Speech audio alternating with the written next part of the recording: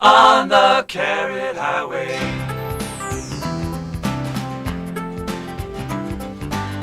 Are you going my way on the Carrot Highway?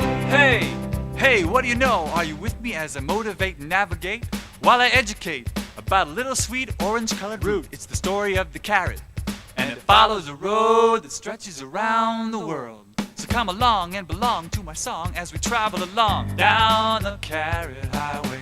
Are you going my way down the Carrot Highway? Are you going my way down the Carrot Highway? They taste so good on my salad. They're fun as a tasty snack. They're frozen or steamed or cut up or creamed, and they can really take the cake. Are you going my way on the Carrot Highway? Are you going my way on the Carrot Highway? No matter how you slice it, no matter how you peel, nutritious, Crunch. delicious, a happening part of any meal. Crunch. Give me a bunch, I got a hunch, I got a bunch of carrots. Crunch. That's right, don't tell me no, cause now I gotta go down the Carrot Highway. Are you going my way on the Carrot Highway? Are you going my way on the Carrot Highway? Are you going my way on the Carrot Highway? Are you going my way on the Carrot Highway?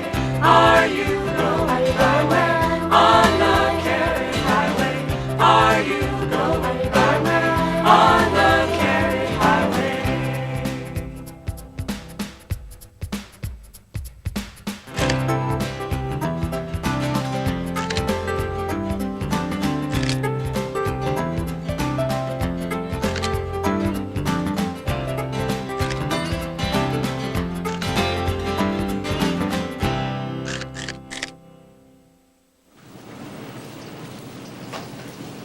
But where do carrots come from, and how did they get to us? To find out, we're gonna take a trip down the Carrot Highway.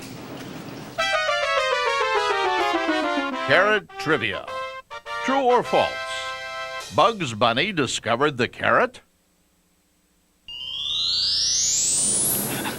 That's false. While bugs might eat a lot of carrots, they were discovered a long time before he was even born. As far as researchers can tell, the first carrots were discovered more than 1,000 years ago in southern Asia, where the country of Afghanistan is today. From there, the carrot traveled to Middle Eastern countries and finally on to Europe. Carrot trivia. True or false? Carrots have always been orange? That's false too. When carrots were first grown and eaten in southern Asia, they weren't orange at all. They were purple, green, yellow, and tan, but there wasn't an orange one in the whole bunch. Then, in the year 1600, wait, we need to travel down the Carrot Highway. In Holland, a Dutchman found an orange carrot, and he saved it. You know why? Because no one had ever seen an orange carrot before. And he took the seeds from the orange carrot and grew more orange carrots. Then he took the seeds from those orange carrots and he grew even more orange carrots. And more people started growing and eating orange carrots because they tasted better than the purple, green, or yellow ones. People fell in love with orange carrots, and the rest is history. And the Carrot Highway started to stretch all over the world. A root by any other name is still a root. A carrot is a root because it grows under the ground. But not all roots taste good. The more and more people discovered that the orange carrot was a pretty tasty root. Thus, the orange carrot traveled down the Carrot Highway. A little traveling music, maestro. And ended up in France. A little French music, maestro. The French noticed that different carrots had different characteristics. Some had long roots, some were very fat at the top, some were more orange in color, and some were long and skinny.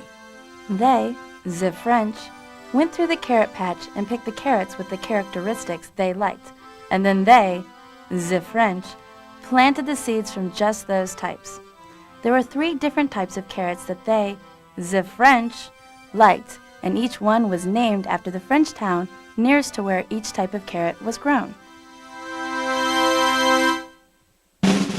And now from northern France, the town of Chantenay, we bring you La Chantenay carrot. Bonjour, I am the Chantenay carrot. Notice my huge shoulders and my very tapered body. The cooks, they love me. They love the Chantenay carrot to make the soups. I'm a cookable kind of guy. And now from the Danvers region of France, we introduce La Danvers carrot. Oui, I am the Danvers carrot. I have medium shoulders and not so skinny body. The cooks love me too. I'm a brighter color of orange and have a much bigger top than the Chantenay. And finally, last but not least, from Nantes, France, we have the one and only... Ooh la la, I am the Nance carrot. You will recognize me because I have a long and slender body. The children love me because I make a good snack right out of the package. And you know those cute little slices in the cans and frozen packages? That's me. Ooh la la. In the 1930s, another popular variety of carrots were developed using root selection. A root by any other name is still a root. But what is root selection? Remember when we talked about the French choosing the carrots with the characteristics they like best, like skinny, fat, long, or the right color? Well, they were selecting the root they like best, and that's root selection. Oh, I get it. Well, using root selection in the United States in the 1930s, a new kind of carrot was developed. We now bring you the Imperator carrot.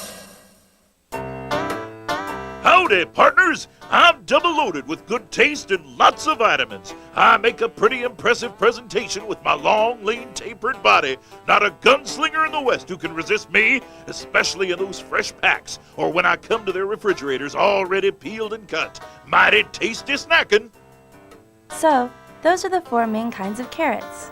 Les Chantenay. Le Danvers. Les Nance. And the good old Imperator. I'm tired of all that traveling on the carrot highway. Can we just relax a minute and reflect on how the carrot grows? Maestro, some music for reflection, please. Mary, Mary, quite contrary, how do your carrots grow? With bright orange roots and tall green shoots and lots of other stuff you need to know. First, you need to know that carrots have a 2-year life cycle. In the first year, farmers plant the carrot seeds, which grow into an orange root. Carrot trivia. What's the carrot home team cheer? Root, root, root for the home team. The root is the part we eat. Yum, yum. But if we want to make more seeds to grow more carrots, then our job will take 2 years. The first year, we grow a root, but we don't pick it to eat it. We let it stay in the ground and the carrot goes through a change. Once the root gets cold in the ground, it starts to change. This change is a process called vernalization. Can you say that? Vernalization. All that big word means is that the carrot changes. It's like when a caterpillar turns into a butterfly. In carrots, vernalization causes the energy from the sun and soil to go into the tops instead of into the roots. The tops get real big, and that's where the seeds are grown. So then the seeds are harvested from the tops, and the seeds are eventually sent all over the world to grow millions of carrots. Mary, Mary, quite contrary, how do your carrot seeds grow? It's very scientific. Well, it is scientific and it's very interesting. It was the 1950s, and children across the United States were being told to eat their carrots because carrots were good for them, and made their eyes healthy. Right. But during the 1950s, carrots didn't taste nearly as good as they do today. That's because carrots in the 50s didn't have as much natural sugar, and that's what makes carrots taste sweeter.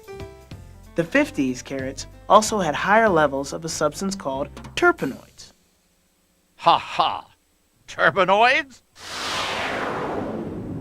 Yeah, and the terpenoids made the carrots taste a little bitter. So the scientists wanted to develop a way to lower the levels of terpenoids and increase the amount of sugar to make the carrots tastier, sweeter.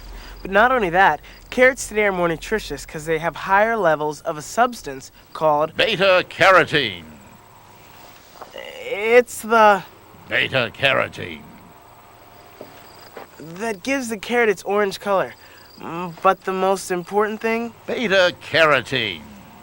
does is that when we eat it, our bodies turn it into vitamin A. And vitamin A is very important to having a healthy body.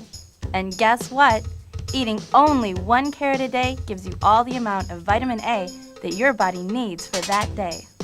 Actually, carrots have lots of important minerals and vitamins that our bodies need, like vitamin C, calcium, magnesium, phosphorus, sodium, zinc, niacin, riboflavin, thiamine, and more.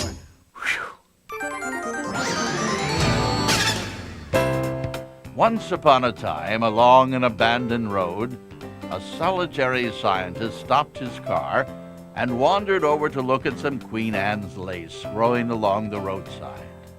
And Wait a minute. Let me explain first that every carrot top has both male and female parts, or mother and father parts, that work together to grow the seeds for new carrots. And up to the 1950s, no one had figured out how to make carrot seeds with specific characteristics, like sweetness or more nutrition. That was until Dr. Henry Munger. hey, that's my part. Once upon a time, along an abandoned road, a solitary scientist stopped his car and wandered over to look at some Queen Anne's lace growing along the roadside. And lo and behold, he discovered that this Queen Anne's lace plant, which is really a wild carrot, growing wild all over the place, was an all-female plant. This was very rare, because most Queen Anne's lace, like carrots, usually have both mother and father parts. So, he carefully gathered up the rare Queen Anne's lace plant and took it back to the laboratory. There, he crossed a carrot with the Queen Anne's lace and created a new kind of carrot that was female only. Or in other words, he created a carrot plant that was only a mother. This was important because from that time on, scientists using the Queen Anne's lace were able to breed very specific characteristics into the new carrot seeds.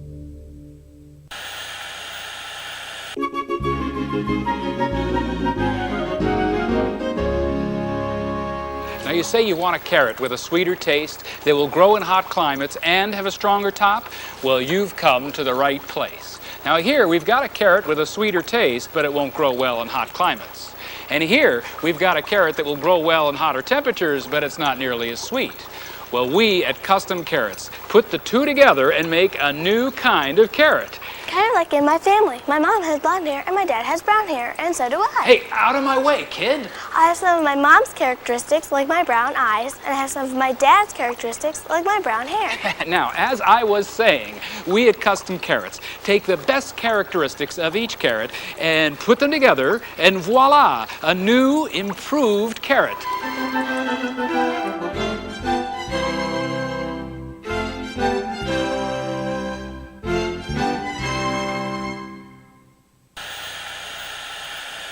Well, it's not that simple. But after choosing the best characteristics from different carrots, the scientists and the companies whose business it is to make the new seeds developed this new, cool way of making new seeds with new and improved characteristics. Remember, we said that the characteristics were things like size, color, taste, and the nutritious value of the carrots? The carrot seed developers, now we're on the Carrot Highway again, to Texas to visit Dr. Leonard Pike. the vegetable scientist. We're here at Texas A&M with Dr. Leonard Pike. Dr. Pike, what's a carrot scientist study? Well, we're in the business for developing new carrot varieties, those which grow well for the farmer, have good flavors, being sweet and mild, and improved levels of the natural occurring compounds such as carotene, which give us improved health benefits. Anyhow, we grow these carrots from seed and bring them back into the laboratory as you see here. We bring truckloads of carrots in here because remember, every carrot is different. And so we bring them into the lab, and first thing we do is to select them for the nice shape and the nice color the best we can by just looking at them. And then after that, we have to start chemically analyzing them. So what we do is we usually cut the bottom half of the carrot off here. So we cut these carrots up and analyze them for things such as the carotene, which is the health part. And we also analyze them for sugar, which gives the nice sweet taste that you and I and the other people like to taste. And then we also analyze for about 8 or 9 different compounds that give off flavors such as bitter or very strong carrot flavor or things like that, because no matter how healthy the carrot is, if it doesn't taste good, we're not going to eat it. It's just something about it. We don't like the bad tasting carrots. So anyhow, you can see that out of this piece of the carrot, we check everything. I mean, we know the flavors and texture and everything. The carrot is very hard. The only way we can get the juices out of it to analyze is to blend it. What we do when we take this gas sample out of here with the syringe, what we're actually doing is we're pulling out the gas of the volatile terpenoids, which gives us the strong flavors and the oily flavors and the harsh flavors. That gas is analyzed in a gas chromatograph, which identifies which terpenoids we have and the amounts that we have. When we do the sample to catch the juice here, we take the carrot juice to measure the sugars and to measure the carotene. You can see this nice dark color. There's a high carotene here, but like I mentioned, visually you're not very accurate with this. So we actually do a chemical test that tells us exactly how much carotene is in, which is another instrument that measures which sugars we have and how much sugar is in that particular carrot. And then from that information, we go back to this part of the carrot and plant that part of the carrot back into the ground and let it grow and produce the flowers so we can get the seeds again. Well, Dr. Pike, once you get a good carrot, how do you take it to market? We release this material to seed companies such as Asgrow Seed Company and Dr. Larry Baker, and they take and grow and produce this seed and sell it to farmers who grow it all over the world.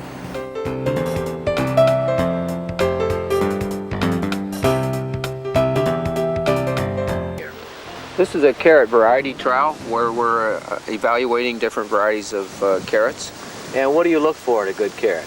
We look for a strong top so we can harvest the carrot root, and on the root itself we look for a deep red-orange color, the high beta carotene, provitamin A, which is essential for human health. We also like a smooth exterior so it's pleasing to the eye. And when you find a good root, what do you do with it then? We take the specially selected roots back to Wisconsin to our research station. We put them in cold storage over the winter in order to vernalize them. And what happens next? Next spring, after vernalization, they are taken to Idaho where we plant the roots themselves in screen cages for seed production.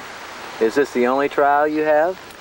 We have 3 of these trials in Michigan. We also have 3 trials in California, 1 in Texas, 1 in Florida, and 2 in Canada. Well, thank you, Larry. You're welcome. We're traveling again, this time to Twin Falls, Idaho, where seed developers have the job of matching up mothers and fathers. Sort of carrot matchmakers. To make the new brand of seeds, they put mother carrots into little cages with father carrots. Then they use bees. Bees? Yep, bees.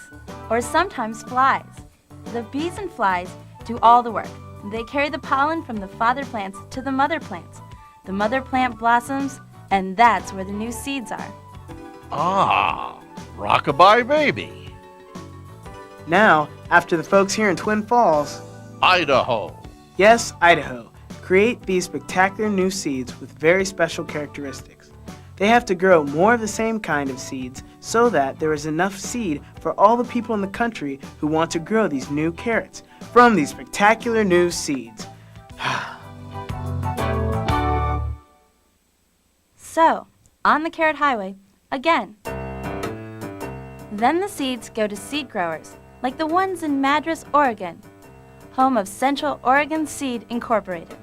The seed growers are the ones who grow large amounts of seeds so that farmers and gardeners all over the country can grow carrots. Instead of little cages, they grow large fields with new carrots. They plant rows of mother carrots and rows of father carrots. And then, guess what? Don't tell the bees again. That's right, bees. The seed growers use bees to take the pollen from the father plants to the mother plants.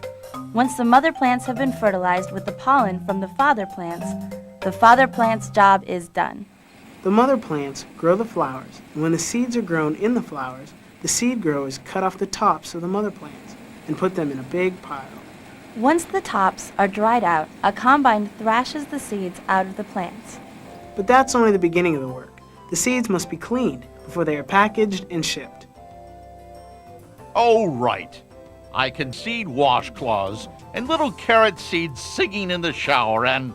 No, that's not how it's done. I didn't think so. The seeds are sent through a screening plant that shakes out all of the leaves and dirt.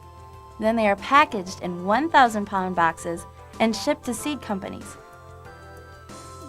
At the seed companies, it is sized and tested for germination, or how well they will grow. Then the seed is repackaged and shipped to farmers and gardeners all around the world. But guess what? Carrot trivia. Which state grows most of the carrots in the United States? Texas?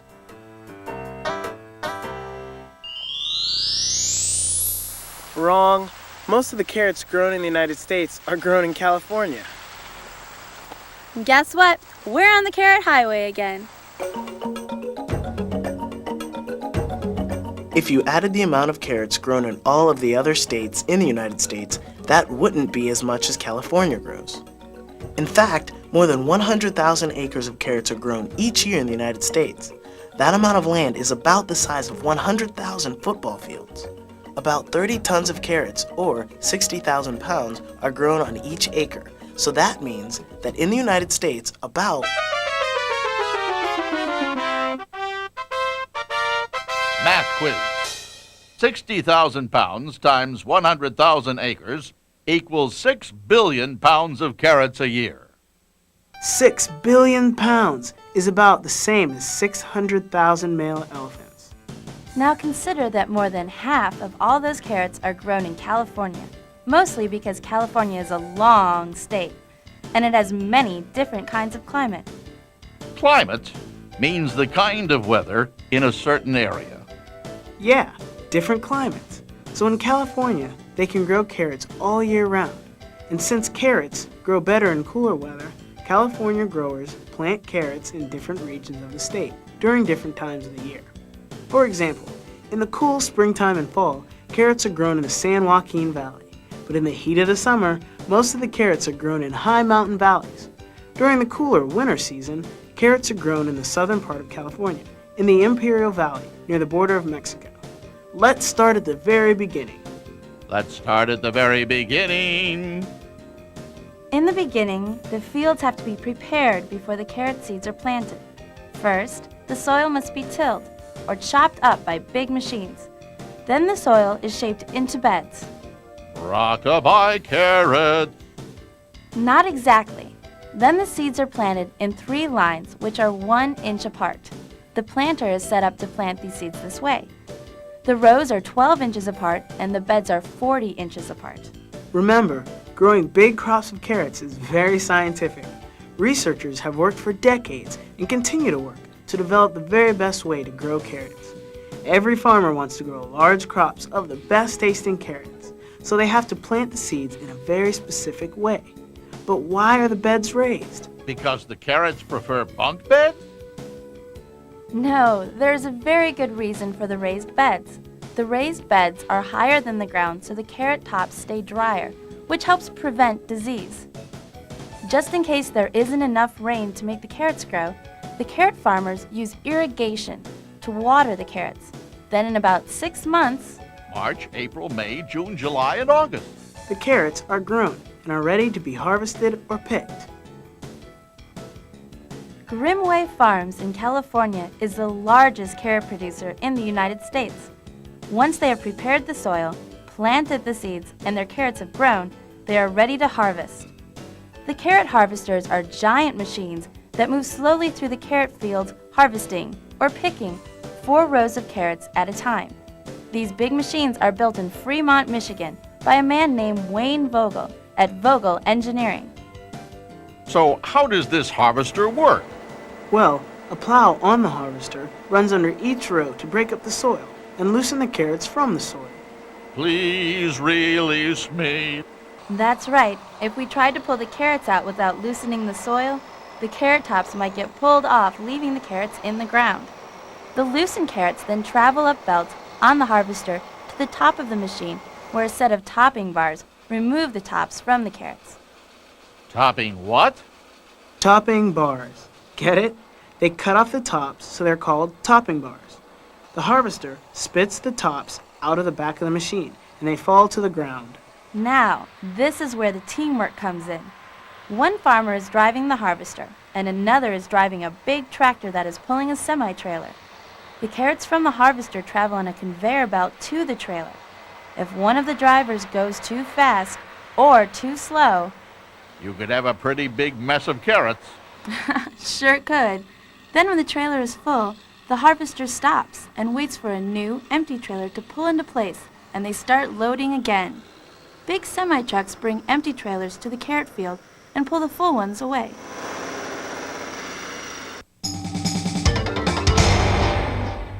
We're here with George Navarro of Grimway Farms. George, just how many acres of carrots do you grow each year? We grow about 20,000 acres a year, and we harvest throughout the 12 months. Most of our carrots are grown in 6 different valleys, 4 of them being here in central and southern California, the other 2 being southern Colorado and Nevada. These are some awfully big machines you have out here. Just how many do you have? We have 8 of them. We use 2 to 3 in every field, and together we total about 130 loads a day. Semi-loads? Semi-loads. And where do all the carrots go? They go to 3 different facilities, and all being here in the Bakersfield area. Well, thank you, George. Thanks, George. After harvesting, the next trip the carrots take is to the packaging plant.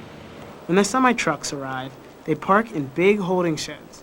The shed protects the carrots from the sun and keeps them cool with water sprinklers. The trailers that are used to haul the carrots have special sides that open so that the carrots can be pushed out of the trailers with a big hose of water. It's amazing, isn't it, that once the carrots are harvested, they really travel. They sure do, because once they travel out of the trailers, they travel on a conveyor to a Grass eliminator. where turning tools grab the tops and grassy stuff and remove them from the carrots. This entire part of the carrot highway is for getting the carrots cleaned and ready to go into packages. Next, a brush washer scrubs the carrots. Rub-a-dub-dub. The carrots get scrubbed. Next, they're divided into smaller groups so that they can be sized. That's it, matched up with those other carrots that display characteristics of equal size. The carrots are sized by diameter. By what? Diameter. That's the size across, like this. The way the carrots are sized is by traveling over rollers that are spaced farther and farther apart. The machines shake the carrots so the skinnier ones fall through sooner, and the big fat ones fall through further down the road. Once sized, all of the carrots travel on a conveyor to the packing house. I'll bet that's where they put the carrots into those cute little bags I buy at the grocery store. You're right. The carrots also have to be prepared and packaged for other uses like soups, frozen carrots, and canned carrots. At the packaging house, the first thing that happens is that the carrots are hydro-cooled. All that means is that they are cooled by the water. When they arrive at the plant, the carrots are about 70 to 80 degrees. After they're hydro-cooled, they are about 34 to 35 degrees. Almost freezing. This helps keep the carrots fresher for a longer period of time. Now, the different sized carrots travel down different roads. The medium-sized carrots travel on sorting belts to the automatic baggers. The baggers, which are controlled by computers, empty the carrots into bags and twists and ties the bags closed. An automatic scale can tell if the bags don't have enough carrots in them, and those bags that are too light in weight get kicked off the carrot highway to be repackaged. What happened to the small guys? Well, the small carrots and some of the medium carrots are hand-bagged. The carrot workers place the carrots into 10, 25, and 50-pound bags. These carrots are for loose display at the grocery store. And the big guys? The jumbo carrots have a whole different road to travel. Since they are used mostly for salads and soups by restaurants and cafeterias, they are packed in big bags and boxes. At this point in our carrot travels, all the carrots get pretty much the same treatment. Smaller bags of carrots were placed into larger bags, and then all of the packaged carrots are stacked onto wooden platforms called pallets. At the packaging plants, they have large refrigerated warehouses where they can store carrots until they get loaded into large semi-trucks. To make sure the carrots stay cool in the big trucks, the workers add slush ice. And then the carrots really travel all over the United States, to your grocery store, and to restaurants, and to soup companies, and baby food companies, and... The list goes on and on. I'll bet I could list 1,001 uses for carrots. How about this one? Remember how the workers were sorting the carrots and taking out the ones that were crooked or broken? Guess who eats those? Well, I'll be. Even cows like carrots. Now we've traveled this long carrot highway through hundreds of years of history, from country to country all over the world, from planting to packaging, and guess what? What? We're not through yet. Wait, there can't possibly be more. There sure is. In the past 5 years, a pretty amazing thing has happened. After centuries of growing and eating carrots, carrot companies discovered a new... New? That's right. You've seen it, ladies and gentlemen, here in your grocery store. Next to traditional bags of carrots, bags of little ready-to-eat cut and peeled carrots. They're so cute. The cut and peeled carrots travel a little different road. At a processing plant, they use the same type of cleaning and sizing process we saw earlier. Then the carrots are sent through machines that cut them into 2-inch pieces. And then they get sized again. Sizing drums separate the usable pieces into small, medium, and large sizes. Scratchy rollers turn around and grind off the skin of the carrot. Then the carrots travel to a polisher, which smooths the carrots, making them ever so pretty for presentation at the grocery store. Well, we have a few more steps before we get to the grocery store. The shortcuts must travel through more sorting and inspection, and finally through the hydro cooler, which chills them to 34 degrees. A computer-operated auto bagger, which precisely fills the bags with 1 pound of carrots, fills about 80 bags a minute. That's fast. And then, finally, the bags of carrots are packed into boxes and shipped to the grocery store. They are so cute and so good to eat. Remember a little while ago, we were thinking about all the different uses for carrots. Well, up to this point, we've mostly been talking about fresh packed carrots. We haven't even begun discussing the road taken by frozen carrots. Here we go again. At J.R. Wood Company in Atwater, California, they prepare carrots for frozen products. After they wash and size the carrots, they steam peel them. They what? They steam peel them. How does that work? Once the carrots are inside, the door closes and the vessel fills with hot steam. Then it starts turning around. That stirs up the carrots. The steam is forced into the skin of the carrots. Then, after a few minutes, the pressure is quickly released and the skin is blown off the outside of the carrots. The hatch of the vessel opens and out come the carrots, without their skin, onto a conveyor belt. These carrots get polished too, so that they are nice and smooth. At that point, the carrots might travel 2 different roads. If they are going to be sliced, they travel to the OV slicer. Here, a rotating series of crinkle blades cuts the carrots into slices. We're demonstrating this by hand, so you can see how the slicer works. Actually, they cut a lot of carrots very quickly when the machine is turned on. And then, once again, the carrots are washed and sorted before they are ready for freezing. Now, if the carrots are for dicing, that means cut into smaller pieces, they travel to the Herschel dicer machine instead of the slicer. The dicer machine has 2 sets of blades that cut the carrots into small squares to be used in soups and mixed vegetables. And after all that, the carrots travel to the coldest part of their journey. Into the IQF freezing tunnel. In the IQF, or Individual Quick Freezing Tunnel, the carrots travel on a conveyor through a temperature of 23 degrees below zero. That's really cold. That's below freezing. It sure is, and large fans blow the carrots, causing them to float and stay away from each other. After all, you don't want them frozen in one big clump. The floating carrots look like big orange ocean waves. When the carrots come out of the tunnel, once again they are sized, sorted, and inspected. Then these carrots are packed into 1,000-pound totes for storage. Later they will be sold to soup companies or individually bagged to be sold in the freezer section of your grocery store. I'm exhausted. Oh, me too. It was a long trip through history, through developing better tasting, more nutritious carrots, and finally, all that traveling that carrots do just so we can eat them. Yum crunch. Yum crunch. It's pretty amazing how many people and how many miles are involved in getting the carrots to your table.